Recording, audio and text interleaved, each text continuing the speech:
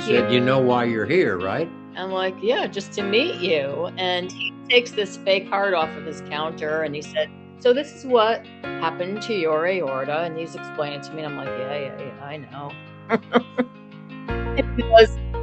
And so this is what's happening now. And I'm like, happening now? What? I had no idea that something was happening now. Yeah, so Greg really and I were just floored. like, wait, what are you saying?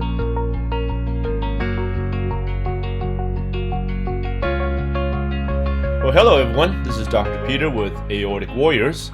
Here we have Cheryl and Greg all the way from Connecticut. Thank goodness for video conferencing so we can see them and meet them.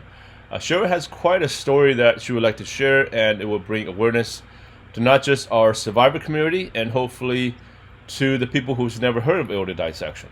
Because to me, I feel that's the way to save more people's lives. Once you already have it, then you're in the community, but you already have it. But how do we prevent this from happening to other people?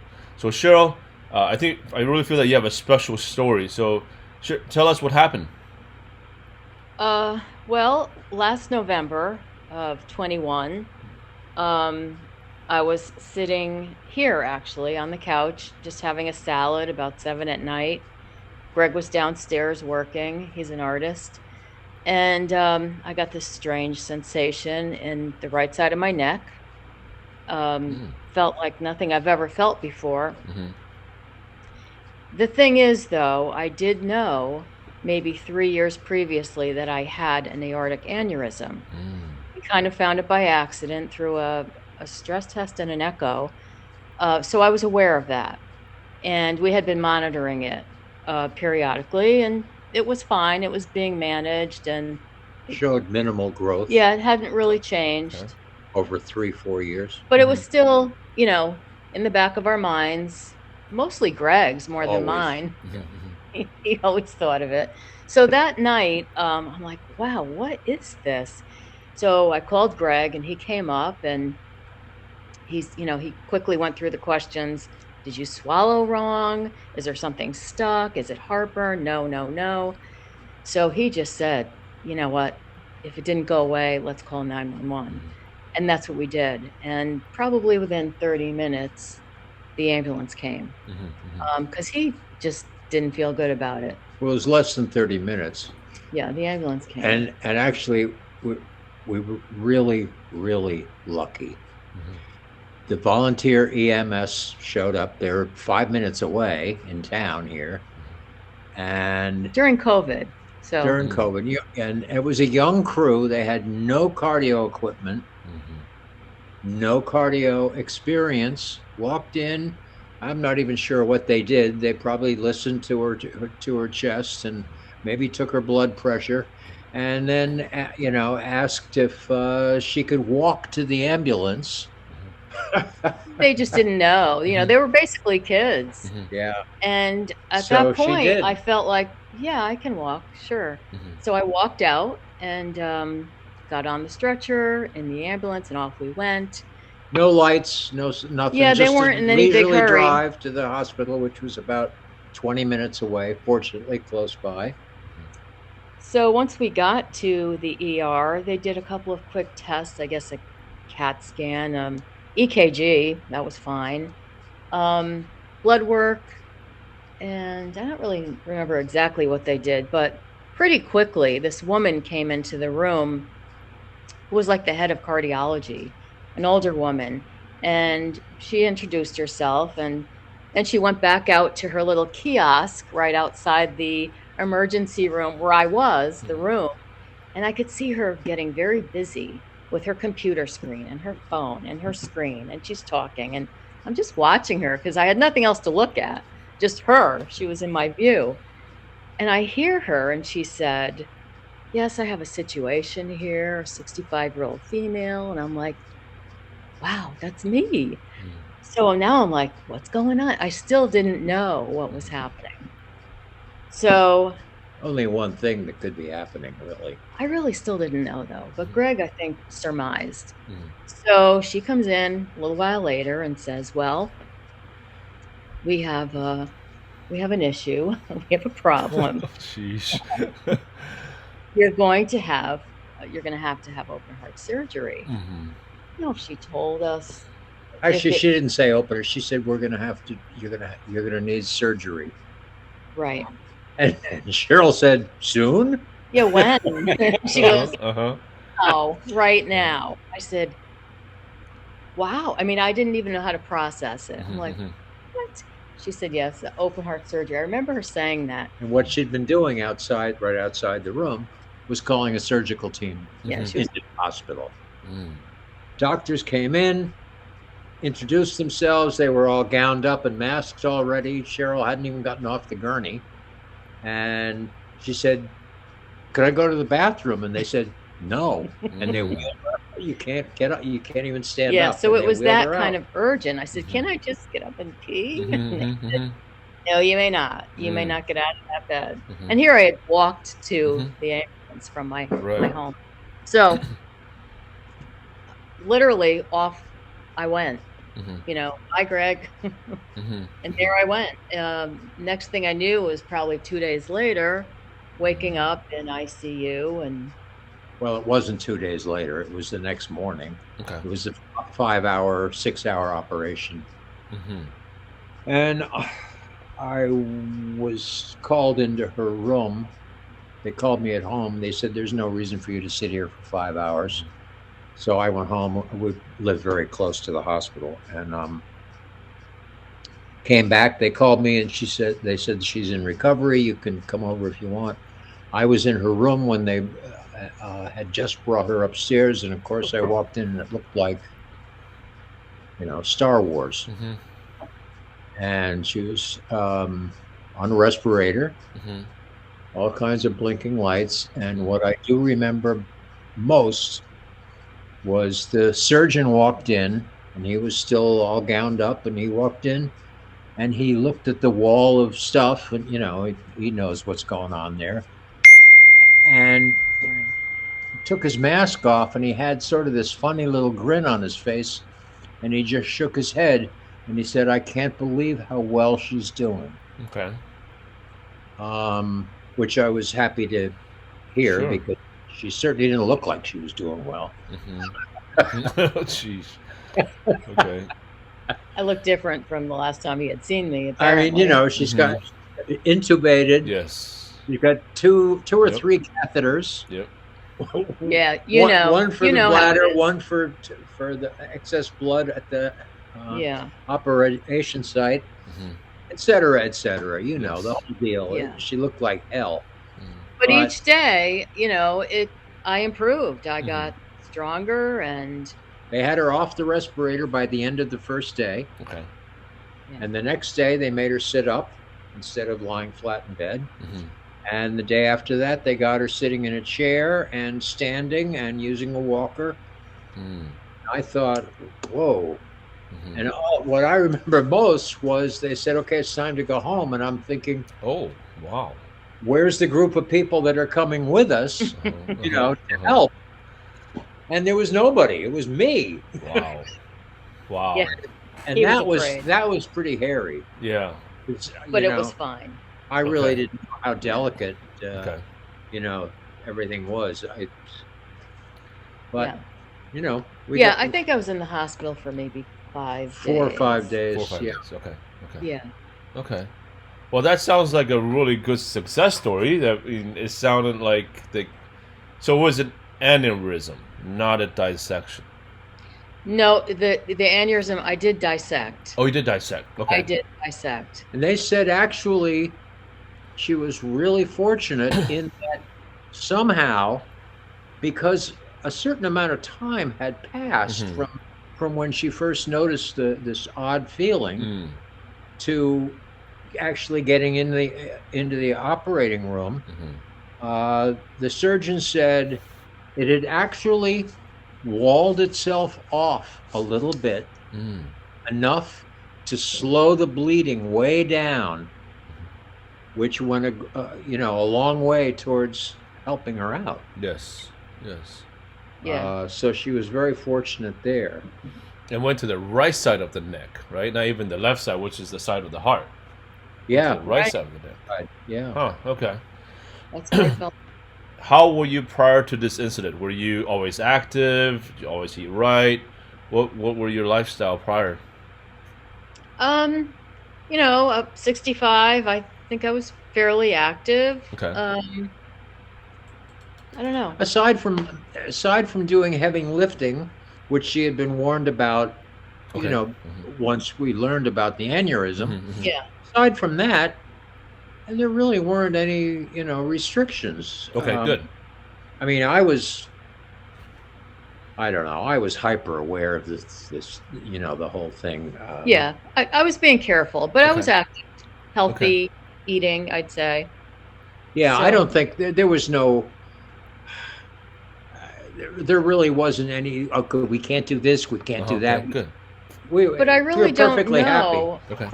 from when the aneurysm was at a normal size or a good size, Okay. if there is a good size. It went to when I dissected. I don't know what happened. Okay. I don't think they know what happened. They don't know. We actually asked, what size was it when it tore, Right.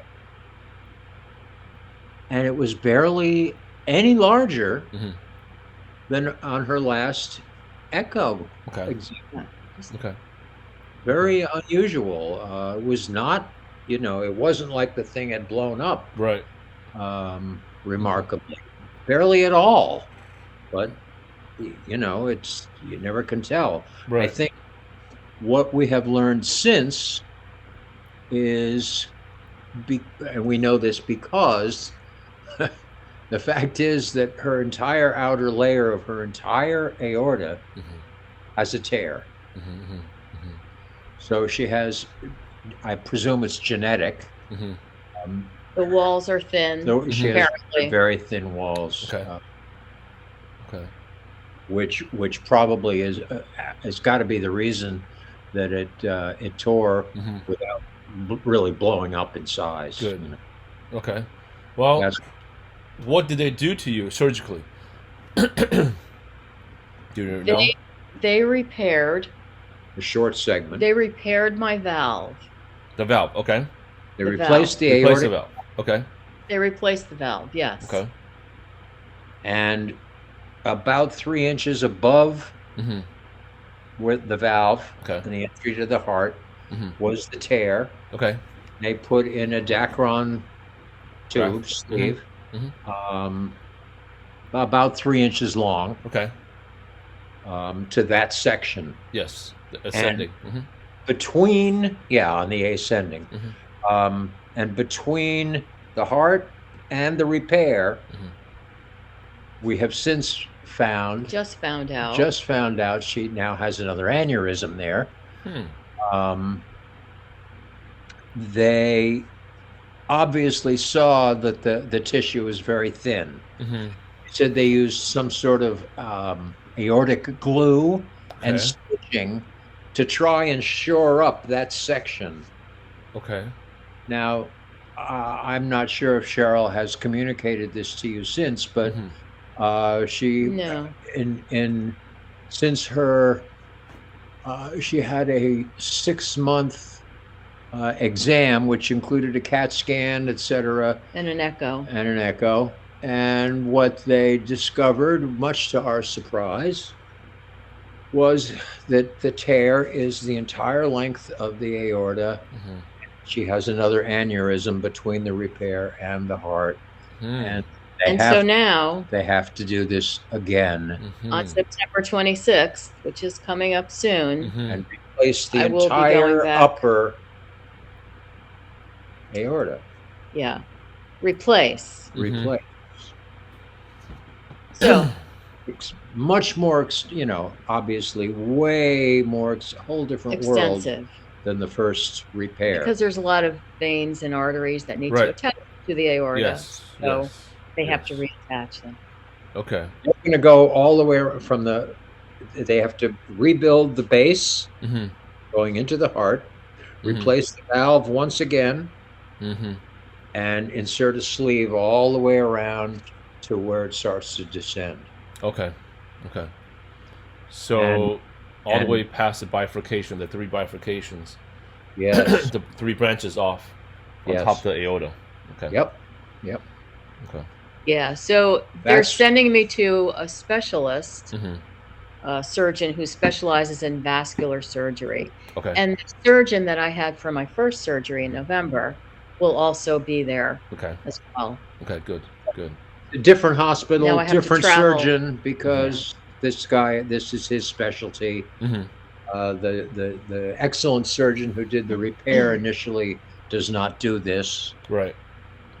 but he will be in the theater with the new surgeon. Yes. Yes. Okay. So Yeah. there will be someone who is familiar with Cheryl's whole, History. cardiac, Yeah. Yes. aortic history, so to speak. What type of valve did you pick, or are you going to stay? The mechanical or flesh? Flesh. Flesh valve. For Okay. this surgery coming up? For the one that you had. Yeah, it's an animal. Yeah. Okay. Okay. A bovine, probably like Bovine, a valve. yes. Okay. And that's what's chosen for this one as well. Chosen for this one as well. Okay. So you don't have to take any blood thinners or anything like that. Okay. Yeah. No. Okay. Wow. Yeah. So the That's It's a what wow. that's what we said. yeah. We went to this doctor's office thinking that this is just somebody who is joining her general cardiac team. Just in case. Right.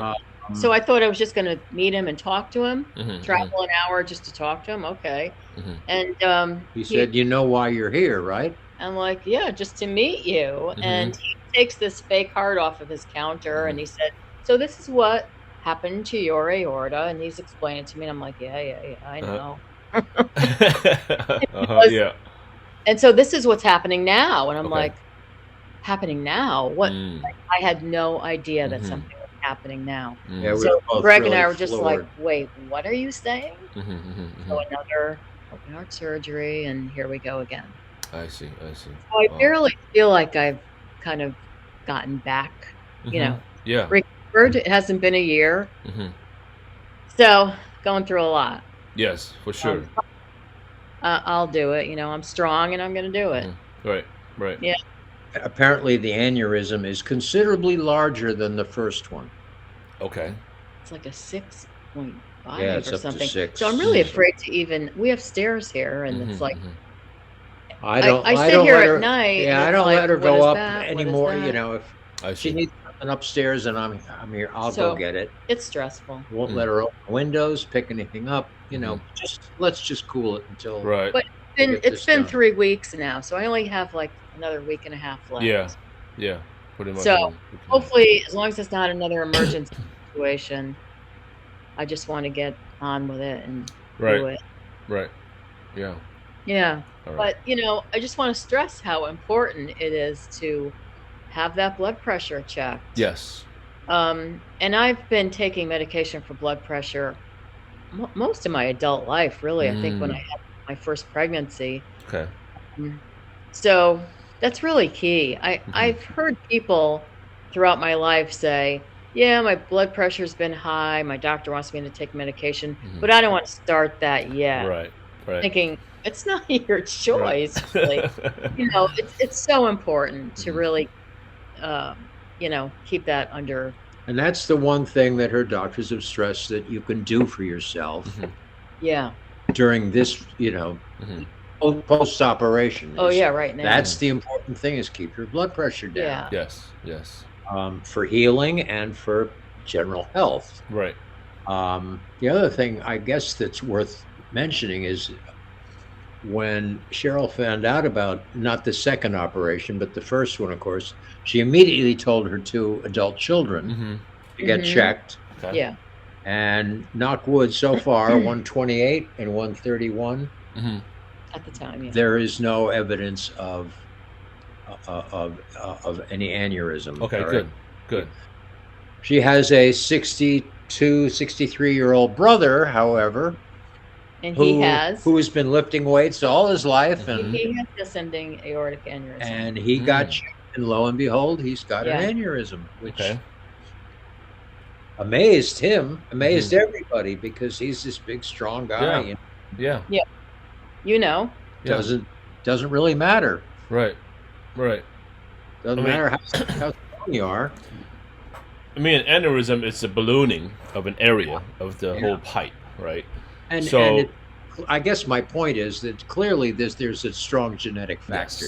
yes, I feel there is. Any known parents that have anything like this? Not that I know of. Okay. No. Okay. No.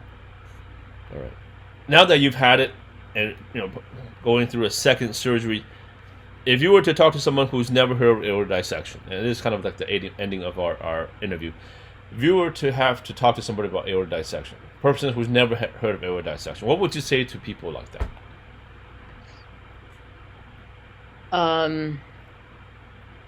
Who are about to go through it? No, who has nothing, who doesn't know anything about aortic dissection. Like before it happened to you, did you know what was an aneurysm or a dissection, and no, I how really severe wasn't. it was? We weren't, right? Yeah. Sure. No.